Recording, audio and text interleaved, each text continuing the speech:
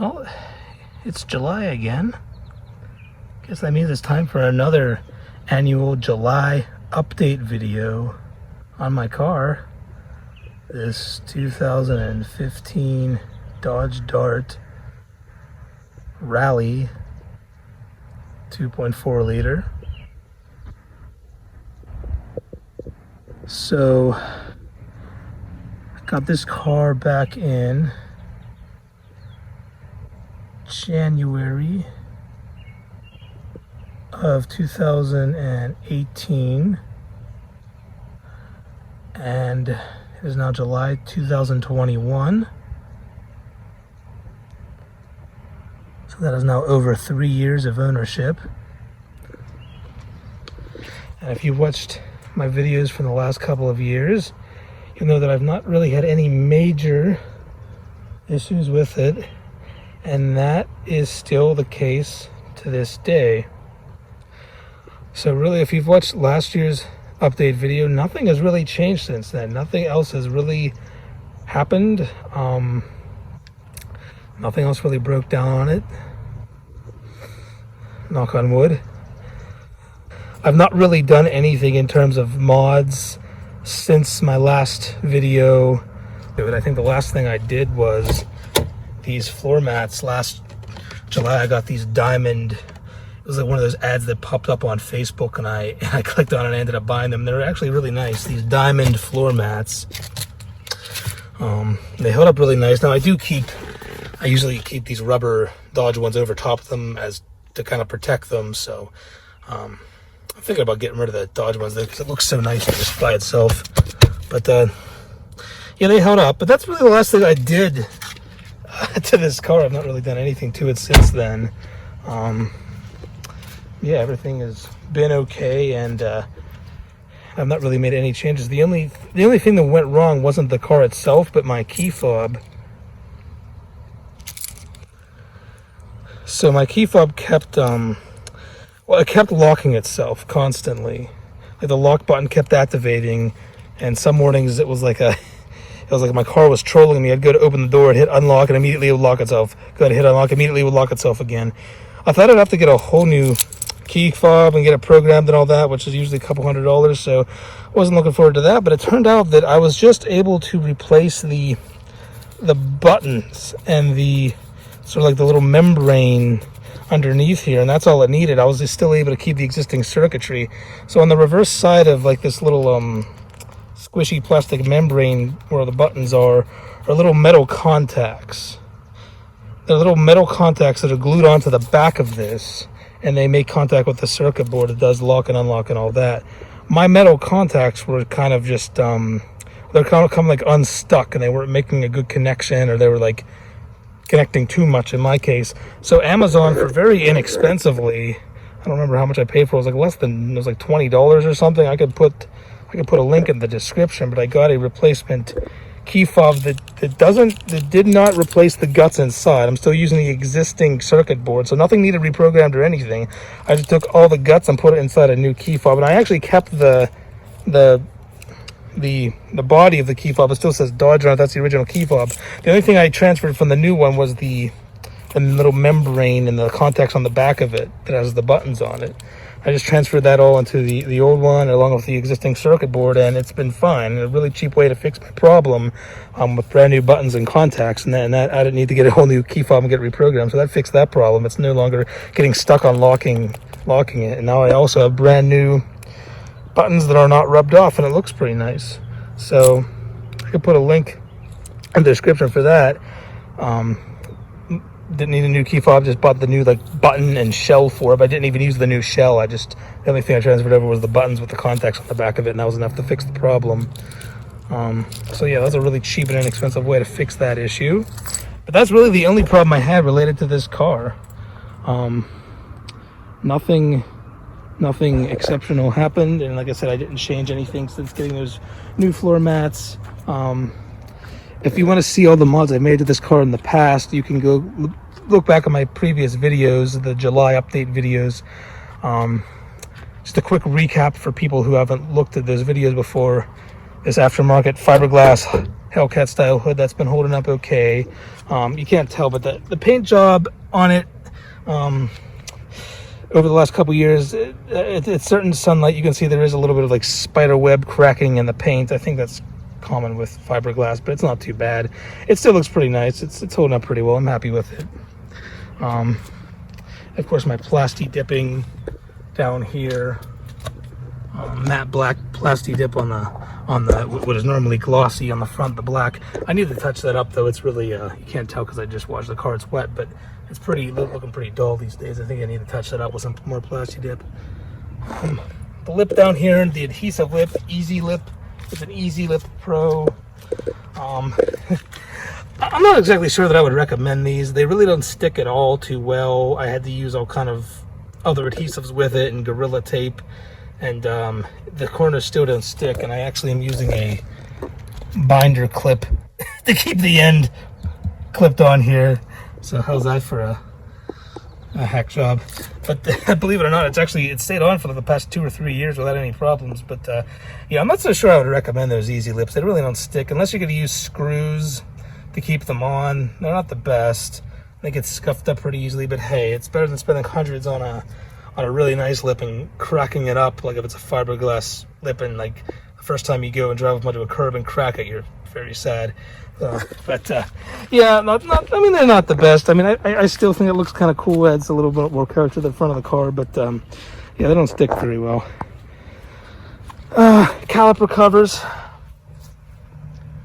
They're made by a company called MGP Custom. They say Dart on them. They cost like somewhere in the neighborhood of 200, maybe like 239 or something. I think I got mine on sale though for like under 200.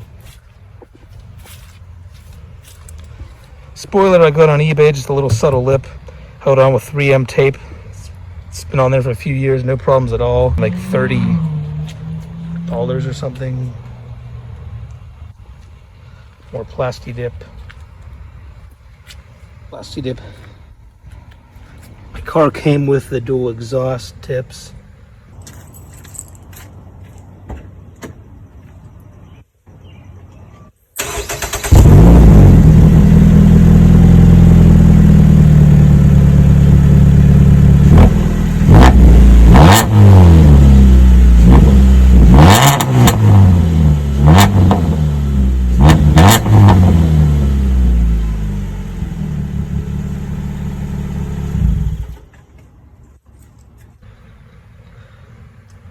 If you look at my video from like a year or 2 years ago, I think it was, I did have some problems with my exhaust braking. Needed to be welded back together. But that's an aftermarket exhaust, so that's no fault of the manufacturer. I did have problems too in the LED like racetrack light or whatever they call this thing. Some LEDs burn out. I just bought a replacement assembly on eBay. A little over $100. I think it wasn't bad. You can look more information about that in one of my previous videos.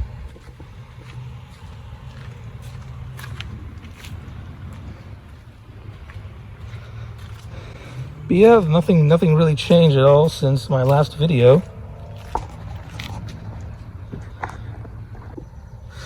A quick public service announcement here. You might notice I have these red metal valve stem caps on here. They add a nice little pop of color. They're nice, but be very, very careful with these things. This is actually the second set that I have on. My original set was metal on outside and the inside. So that means that the part that touched the threads on the valve was metal. I've found out the hard way that this is very bad because over time that can corrode and basically fuse to your valve stem, and it's like impossible to get these things off.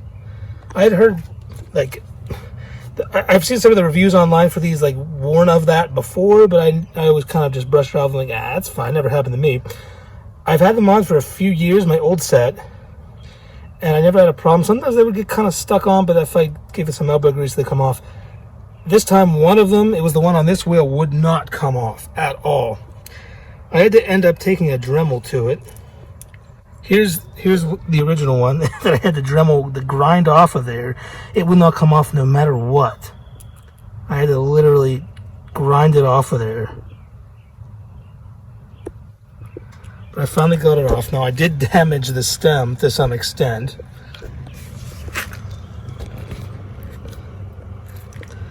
Kind of broke off a chunk of the threads. I don't know if you can tell, but a kind of a chunk of the threads is missing now. But hey, it's still functional, still holds air, it still has enough threads on there that it functions.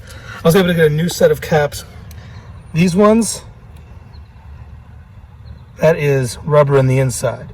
So metal does not come in contact with the threads directly. So this set should be fine. So if you want to buy these decorative metal valve stems, they look really cool, but do not put them on your car unless you're sure that they are rubber in the inside, so that metal does not contact with the stems. If it does, you're going to end up with a situation like that. And I found out the hard way that's not fun. So yeah, definitely make sure if you do go get these fancy metal caps, make sure you get ones that have rubber in the inside, so that part touches the threads so that they won't get corroded on. So don't be stupid like me and get ones that are metal on the inside, because it's not a fun time of things. So I just wanted to throw that out there. And once again, the interior real quick. Have the same floor mats in the back. The red accents, plasti dipped these. Plasti dip that. The Dodge seat covers. These are literally like from Advance Auto Parts or Walmart, or they're not real fancy, but they don't look nice. Plasti dip that. Plasti dipped around the vents. I went over all that in last year's video. Steering wheel cover, again, a pretty cheap one from Advance Auto Parts, but it looks pretty cool. This thing I love. Again, check out my video from a couple years ago. I go over that. This is the Madness Go pedal. Basically, it attaches to the throttle sensor behind the gas pedal in the car, and it really helps to eliminate a lot of lag in your accelerator. It really helps to eliminate lag. There's different settings, like a sport mode and eco mode. I would keep it on like the sport, but it's really nice. It really helps the car feel a lot more responsive. I would highly recommend this. A Madness Go pedal. Look it up. There's probably a new version out by now. I haven't checked it out in a couple years, but mine was like $230, I think. But it's the best couple $100 you'll ever spend in these cars. They make them for not just darts, they make them for several different Chryslers and I think a few other manufacturers too. But I love this thing, Madness Go pedal. It really helps the car to feel so much funner to drive, so much more responsive. Oh, I guess one thing that did go wrong recently. This is like the driver's door here. It was a really hot day. I would have put all of the windows down, including the rear seat windows. I went to put them back up, and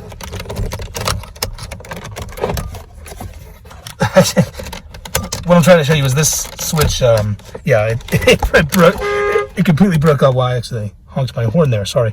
But yeah, but anyway, I went to put this window up and this switch completely broke off. It was like in my hand. Yeah, there it is. Yeah. So yeah, that's a good old Fiat Chrysler quality for you.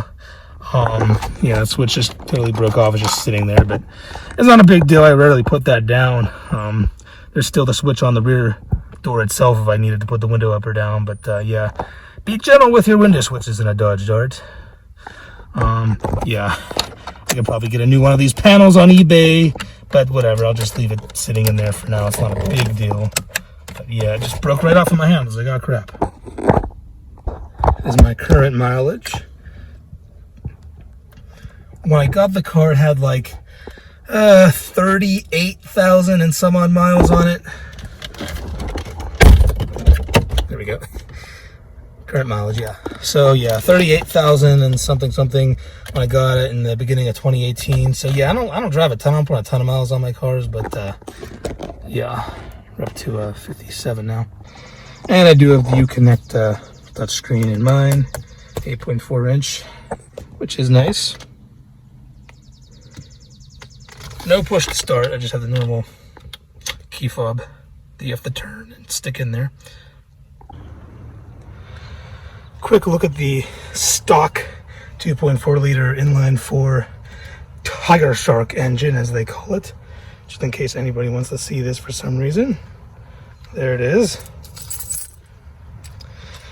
I mentioned in one of my past videos, I added a ground wire, an additional ground wire from the battery to the frame of the inside of the engine bay here. So there's some weird electrical stuff going on when the car would be in park. If I would rev it, it would cause like stuff to bog down, like the dome light to dim and the radio to reboot itself. Some weird power issues. That remedied it mostly. I still every once in a while have weird stuff like that happen, but it's not a huge deal. And hopefully it stays not a huge deal, because I know sometimes Fiat Chryslers are known for weird, annoying electrical problems. So just fingers crossed that doesn't become an issue. But yeah, that's why that's there. But yeah, that's that. Yeah, like I said, if you want more information about the mods I made in past years, watch my previous update videos. I know some people will say those aren't mods at all because they don't actually improve the performance of your car. Well, whatever. And customizations, if you don't want to call them mods, call them customizations. I mean, hey, whatever. It's a fairly cheap car. I don't want to dump a ridiculous amount of money into this. It would be really cool to turbo it, but a turbo kit's like $5,000, and plus you're gonna explode your engine, and a car that's it's used, and I've already had it for 3.5 years. So yeah, whatever. I'm happy with it for what it is. I think I made some nice little customizations to it, and yeah, like I said, watch my previous videos if you want more information. But luckily, since last year, nothing really changed much. Like I said, I didn't make really any new mods, but I also didn't have any major problems other than the window switch and this valve stem and the key fob. But yeah, like I said, like I've said in my past videos, I'm happy with it. This 2015 Dodge Dart, I think it's a nice little car, and they are pretty inexpensive cars used these days, cheaper than Hondas and Toyotas of the same year. Of course, the quality historically isn't going to be as good as those, but I think it is a very unique looking car. I think it has a really cool little mini Dodge Charger look. I've always liked that about the Darts, and you can make some really fun mods to them. Yeah, so I like it. I definitely do still like my 2015 Dodge Dart. And well, that's about all I have for this update. Thank you for watching.